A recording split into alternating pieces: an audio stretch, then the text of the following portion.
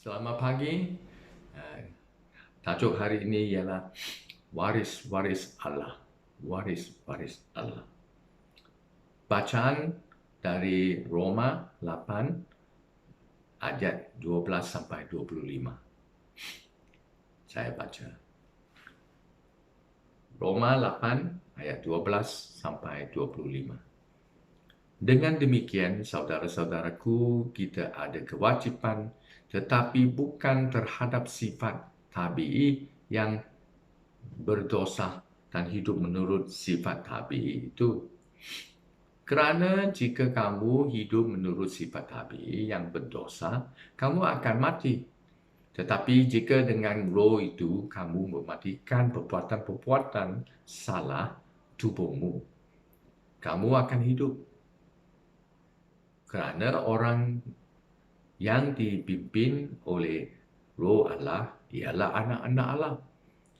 Kerana kamu bukanlah menerima roh yang menyebabkan kamu diperhamba lagi oleh ketakutan, tetapi telah menerima roh yang menjadikanmu anak Allah. Dan dengannya kita berseru, Abah, Bapa. Roh itu sendiri memberikan kesaksian dengan roh kita bahawa kita anak Allah. Jika kita anak, maka kita waris-waris Allah. Waris bersama dengan Kristus. Jika kita benar-benar berkongsi penderitaannya, supaya dapat berkongsi kemuliaannya kelak. Aku menganggap bahawa penderitaan kita sekarang terlalu kecil untuk dibandingkan dengan kemuliaan yang akan dinyatakan kepada kita. Seluruh ciptaan menanti-nantikan saatnya Allah menyalahkan anak-anaknya. Kerana seluruh ciptaan telah ditundukkan dalam kebuntuan, bukan dengan pilihannya sendiri, tetapi dengan kehendak Dia yang telah menundukkannya dengan harapan bahawa ciptaan itu sendiri akan dibebaskan daripada belenggu kemusnahan dan dibawa ke dalam kebebasan penuh kemuliaan anak-anak Allah. Kita tahu bahawa sampai ke saat ini, seluruh ciptaan menggerang bagaikan sakit kelahiran anak. Lebih daripada itu, kita sendiri yang mendapat buah pertama roh Allah turut menggerang dalam batin sambil menanti-nantikan pengangkatan sebagai anak, iaitu penebusan tubuh kita. Melalui harapan ini, kita telah diselamatkan. Tetapi harapan yang dilihat bukanlah harapan. Siapa yang mengharapkan apa yang sudah ada padanya?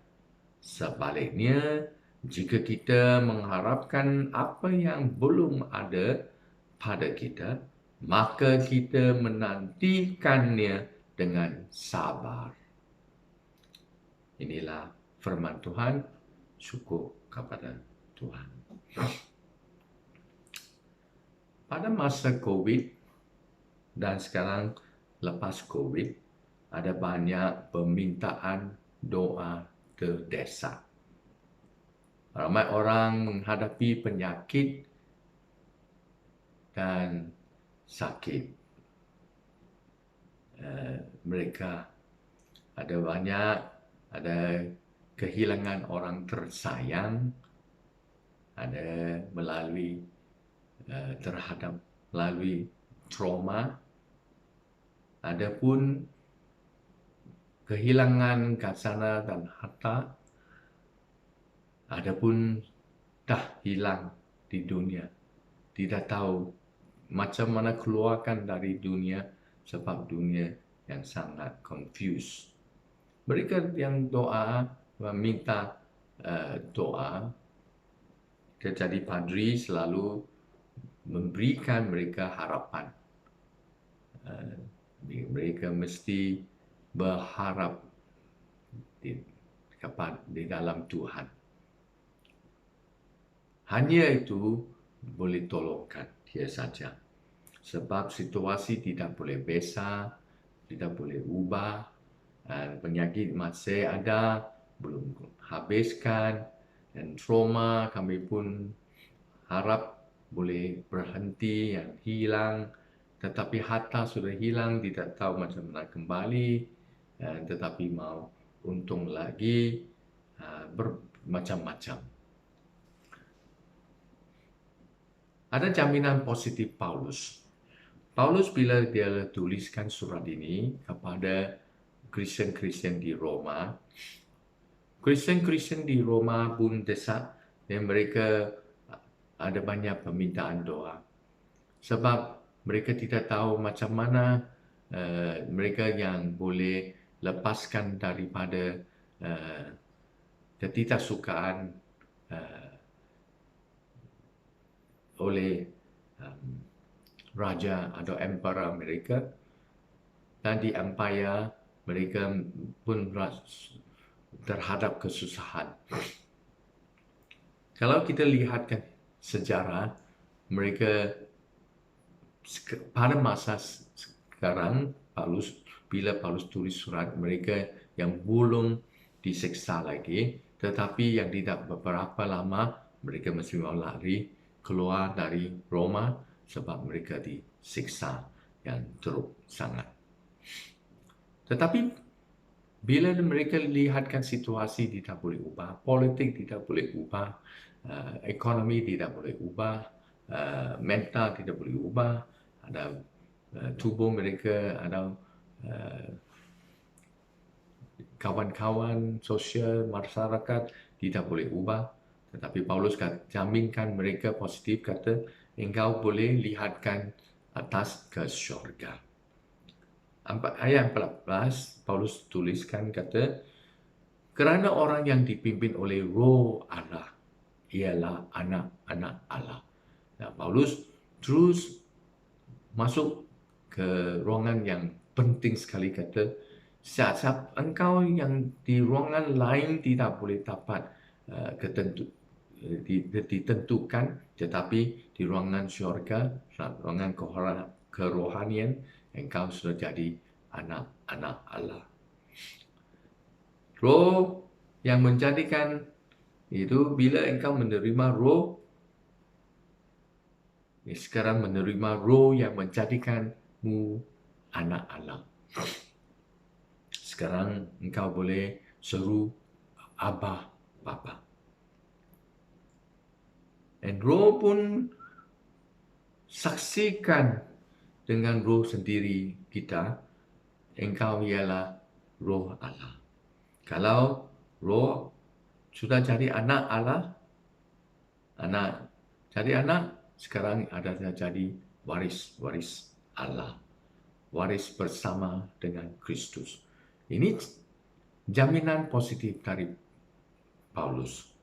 Sebab dia kata, engkau mesti melihat, engkau dipilih oleh Tuhan jadi anak Tuhan, sebab roh sudah menjadikan engkau anak Tuhan, dan sekarang engkau jadi anak Tuhan pun jadi waris Tuhan dan waris bersama dengan Kristus. Paulus kata, hanya ini boleh memberikan harapan kepada mereka. Tetapi di mental mereka atau di pikiran mereka kata, bagaimana boleh menjadi anak-anak Tuhan? Paulus kata, ayat 13 kata, hidup menurut roh. Engkau boleh hidup dipimpin oleh roh Allah. Boleh jadi anak-anak Allah. Menerima roh. Dan roh itu sendiri memberikan, roh Allah sendiri memberikan kesaksian dengan roh kita bahwa kita anak Allah. Dia kata ini kalau hanya engkau melalui mempercayai dan menerima Yesus Kristus sebagai Tuhan dan Penyelamat. Paulus sudah berkongsi, hanya mempercayai dan menerima Yesus Kristus. Bila engkau sudah menerima Yesus Kristus, engkau ada roh. Sekarang sudah ada roh Allah, hidup menurut roh, dipimpin oleh roh.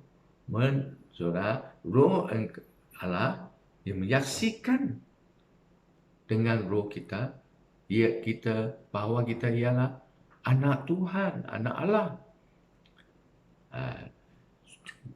Hanya percaya Yesus Kristus saja.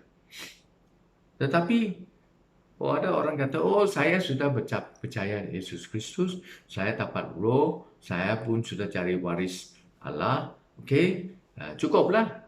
Tak payah buat apa-apa. Saya tunggu hari itu sampai saya masuk syurga. Kami hampir berada di sana saja, tetapi belum lagi sampai. Belum sampai lagi. Hampir saja. Sebab pada hari yang pertama di Taman Eden, bila Adam dengan Hawa sudah jatuh, itu ciptaan semua seluruh dunia pun jatuh bersama-sama. Ayat 19 kata seluruh ciptaan Tuhan menanti-nantikan saatnya. Menantikan saatnya apa? Allah menyalahkan anak-anaknya.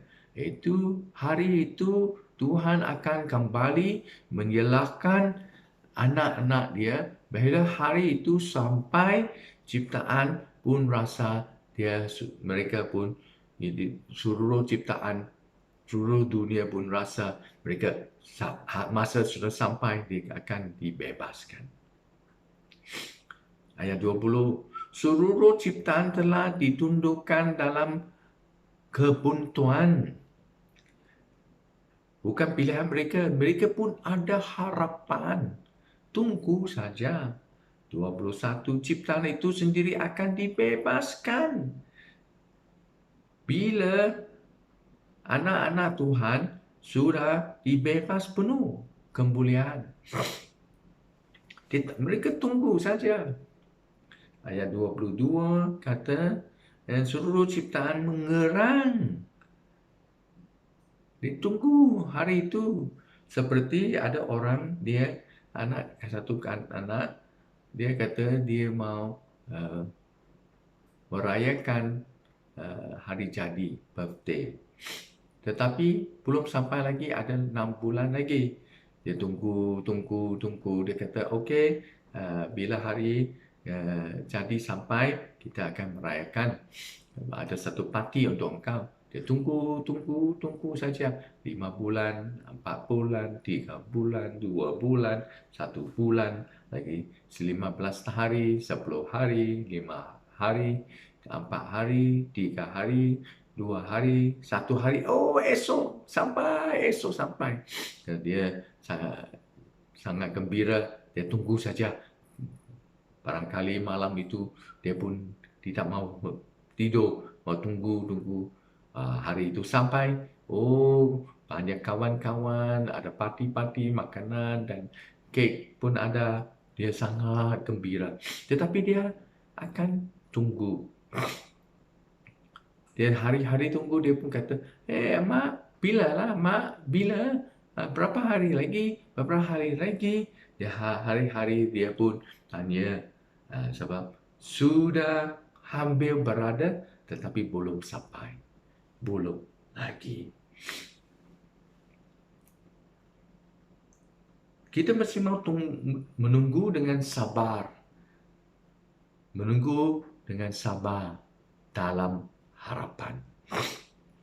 Dalam harapan. Sebab 23 kata kita ialah buah pertama Roh Allah. Kita ialah buah pertama. Ini sudah mulai. Ini buah pertama Roh Allah sudah ada. Tetapi belum masak lagi. Buah sudah keluar, belum masak. sekarang akan tunggu masa akan masak. Kita tunggu sebab hari itu sampai kita akan penebusan tubuh kita. Penebusan tubuh kita. 24 ayat 24 kata, melalui harapan kita telah diselamatkan. Memang tunggu, itu harapan saja. Tunggu harapan. 25, kita menantikannya dengan sabar. Tetapi bila menanti, kita percaya Yesus, kita akan bekerja ke arah masuk penyediaan dan jangkaan. Bisa bekerja, jangan tunggu saja, duduk saja buat apa, tak ada apa-apa. Seperti seorang emak, dia tunggu anak dia kembali dari USA, Amerika. Dia tunggu, dia kata 1 bulan dia akan sampai. Dia siapkan rumah cantik-cantik, katil cantik, kan semua buat cantik-cantik. Dia siapkan bekerja, penyediaan kesampaian anak dia. Dia tunggu saja.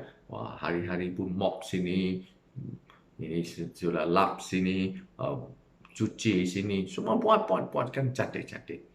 Kita pun sama juga, sebab Yesus Kristus akan datang lagi, kembali lagi. Kita mesti sediakan. Ini kesediakan adalah ke arah Inggris kata sanctification, ke arah kesucian, sampai tempo kesucian. Sekarang akan menjadi suci lebih dan suci. 1 hari lebih suci daripada hari lain. Ini kita pun mau jauhkan dari dosa, mau dekat dengan Tuhan.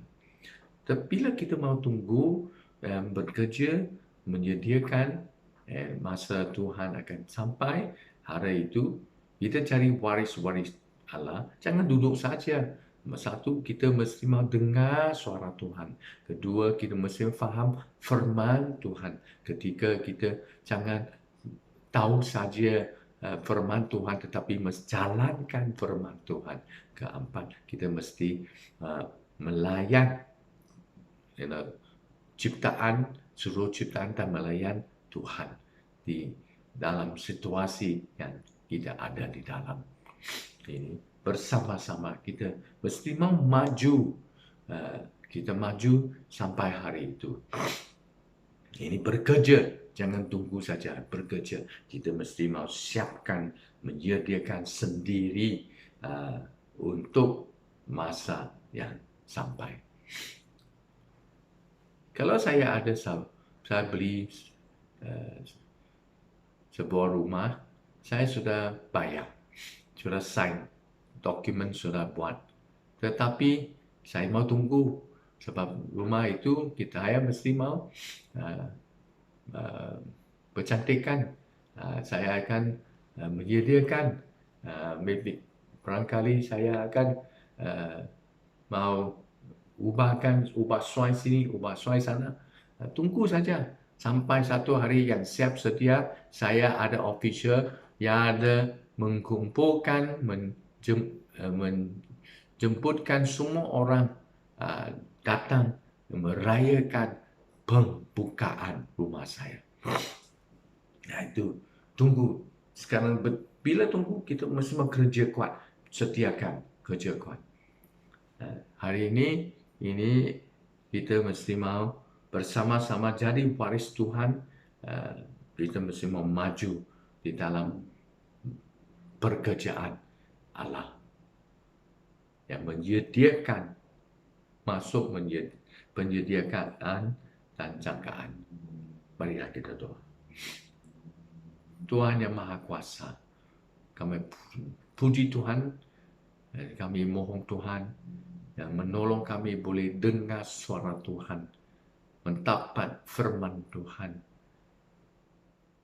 menjalankan ikut menurut firman Tuhan, masuk dalam pelayanan Tuhan. bersama-sama kami sediakan sendiri sampai hari itu yang akan datang. Sebab kami sudah jadi waris Tuhan. Tetapi jadi waris Tuhan, kami mesti mau sediakan sendiri yang layak digunakan, layak jadi waris Tuhan.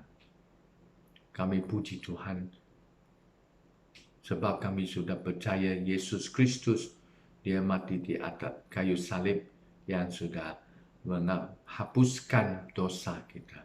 Sampai kami hari ini akan jadi orang yang diampunkan. Puji Tuhan, dalam nama Yesus Kristus kami berdoa. Amin. Haleluya.